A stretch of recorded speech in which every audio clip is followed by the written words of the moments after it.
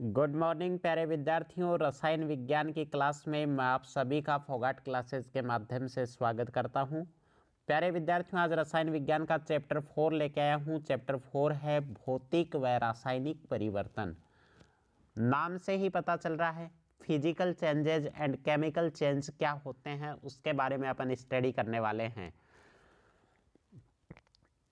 सबसे पहले यहाँ पे अपन बात करने वाले हैं भौतिक परिवर्तन क्या होते हैं। भाई यहाँ पे आप एक एग्जाम्पल देख रहे हैं, ये एक गिलास है और गिलास के अंदर क्या है, पानी।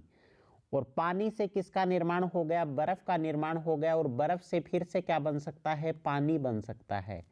तो इससे एक चीज अपने को पता चलती है कि भौतिक परिवर्तन क्या होते हैं, अस्थायी होते हैं। ठीक है, मतलब क्या बना, पानी से बर्फ बनी और बर्फ से फिर से पानी बन गया। तो ये क्या हुआ, एक प्रकार का भौतिक परिवर्तन हुआ। इसको अपन समझने वाले हैं आगे। सबसे पहले बात करें भौतिक परिवर्तन की, जब कोई पदार्थ एक अवस्था से दूसरी अवस्था में परिवर्तित होता है। यानी कि यहाँ क्या बना, पानी से बर्फ बनी, मतलब इसकी अवस्था यहाँ पे क्या थी, लिक्विड थी। लिक्विड से किस अवस्था में गया ये भाई, सॉलिड स्टेट में गया। ये गया लिक्विड स्टेट से सॉलिड स्टेट के अंदर कन्वर्ट हुआ। मतलब मैं क्या बोल सकता हूं कि पदार्थ एक अवस्था से दूसरी अवस्था में परिवर्तित हुआ है। तो पदार्थ के भौतिक गुणों तथा अवस्था में परिवर्तन होता है। क्या इसकी केमिकल प्रॉपर्टीज कोई चेंज हुई? पानी और बर्फ की केमिकल प्रॉपर्टीज क्या होती हैं, दोनों की सेम होती हैं, परंतु रासायनिक गुणों में यहाँ पे कोई परिवर्तन नहीं देखा गया। तो ये एक प्रकार का कौन सा है भाई, फिजिकल चेंज है, भौतिक परिवर्तन है। यहां पे अपन एग्जाम्पल की बात करें, मोमबत्ती का पिघलना एक प्रकार का क्या है, भौतिक परिवर्तन है। बर्फ का बनना और पिघलना भी क्या है, एक प्रकार का भौतिक परिवर्तन है। जल का वाष्पीकरण होना और वाष्पीकरण होके वापिस जल में बदलना, यह भी क्या है, एक प्रकार का भौतिक परिवर्तन है। आयोडीन, कपूर का ऊर्ध्वपातन। ऊर्ध्वपातन क्या होते हैं, कुछ पदार्थों का यह गुण होता है कि वे ठोस अवस्था से ही सीधे ही किस में बदल जाते हैं बच्चों, गैस अवस्था में बदल जाते हैं, बिना द्रव अवस्था में आए। तो इस जो प्रोसेस है इसको क्या बोला जाता है, ऊर्ध्वपातन बोला जाता है। तो आयोडीन और कपूर का ऊर्ध्वपातन होना भी क्या है, एक प्रकार का फिजिकल चेंज है। आगे बात करते हैं अपन केमिकल चेंजेस की, रासायनिक परिवर्तन की। ठीक है, रासायनिक परिवर्तन की बात करें, जब पदार्थ के रासायनिक गुणों, केमिकल प्रॉपर्टीज तथा संगठन में परिवर्तन होकर एक नए पदार्थ का निर्माण होता है। क्या भौतिक परिवर्तन में नया पदार्थ बनता है? बिल्कुल नहीं बनता। रासायनिक पदार्थ के अंदर क्या होता है, एक नए पदार्थ का निर्माण होता है। तो ऐसे परिवर्तन को रासायनिक परिवर्तन कहते हैं। भौतिक परिवर्तन अस्थायी होता है, मतलब बर्फ से क्या बनी, पानी बन गया, पानी से बर्फ बन गई, तो ये क्या है, एक अस्थायी परिवर्तन है। जबकि रासायनिक परिवर्तन क्या होता है, स्थायी होता है। ये हाइड्रोजन पेरोक्साइड है। हाइड्रोजन पेरोक्साइड किस में कन्वर्ट हो गया भाई, यहाँ पे ये पानी के अंदर कन्वर्ट हो गया, वाटर के अंदर कन्वर्ट हो गया। क्या वाटर से वापस हाइड्रोजन पेरोक्साइड बन सकता है? बिल्कुल नहीं बन सकता। तो ये एक प्रकार का क्या हुआ, केमिकल चेंजेज हुआ, रासायनिक परिवर्तन हुआ। रासायनिक परिवर्तन की बात करें इसके एग्जाम्पल की, तो कोयले पे जंग लगना, कोयले का जलना और लोहे पे जंग लगना। जब कोयला जल जाता है तो कोयले से क्या बन जाती है, राख बन जाती है। क्या उस राख से वापस कोयला बन सकता है? बिल्कुल नहीं बन सकता। लोहे पे एक बार जंग लग गया तो लोहा क्या हो गया, जंग लगने के बाद लोहा क्या हो गया, जंग वाला लोहा, उससे क्या वापस इसको लोहे में कन्वर्ट किया जा सकता है? बिल्कुल नहीं किया जा सकता।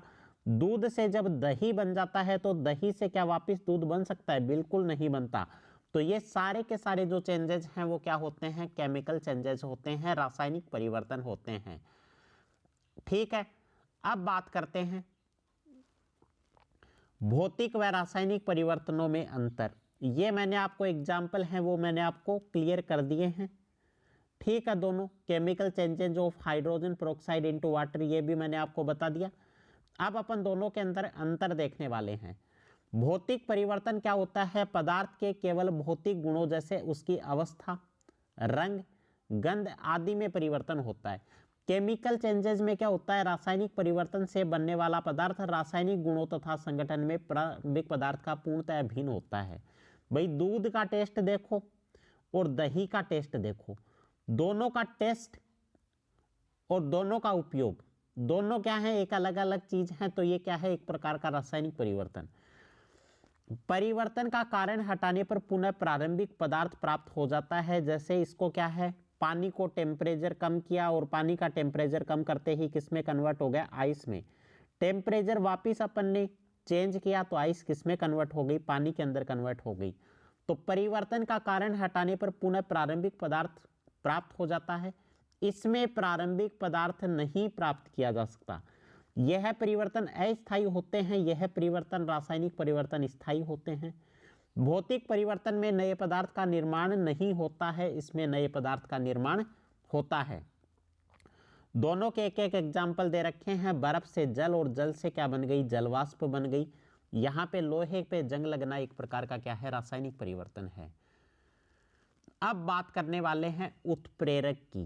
कैटालिस्ट क्या होते हैं? नाम तो आपने सुना ही होगा, उत्प्रेरक। तो उत्प्रेरक क्या चीज है भाई? ऐसे पदार्थ जो रासायनिक अभिक्रिया में स्वयं तो भाग नहीं लेते, रासायनिक अभिक्रिया में इनका कोई रोल नहीं होता, खुद ये भाग नहीं लेते हैं। ऐसे पदार्थ जो रासायनिक अभिक्रिया में स्वयं तो भाग नहीं लेते परंतु अभिक्रिया की दर, अभिक्रिया की स्पीड को कम या ज्यादा कर देते हैं, क्या कहलाते हैं? उत्प्रेरक कहलाते हैं। और उत्प्रेरक की उपस्थिति में जो रासायनिक परिवर्तन होता है उसको क्या कहा जाता है भाई? उत्प्रेरण कहा जाता है। रासायनिक अभिक्रिया में इनका कोई रोल नहीं होता परंतु अभिक्रिया की स्पीड को कम या ज्यादा कर देते हैं, वो क्या होते हैं? उत्प्रेरक होते हैं।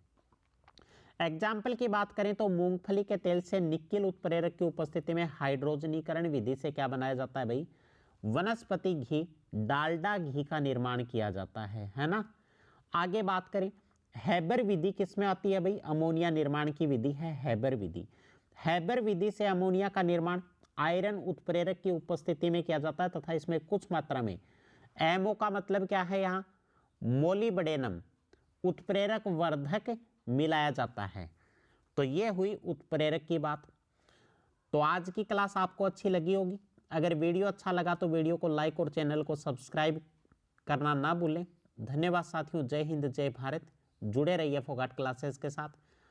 मिलते हैं नेक्स्ट वीडियो में।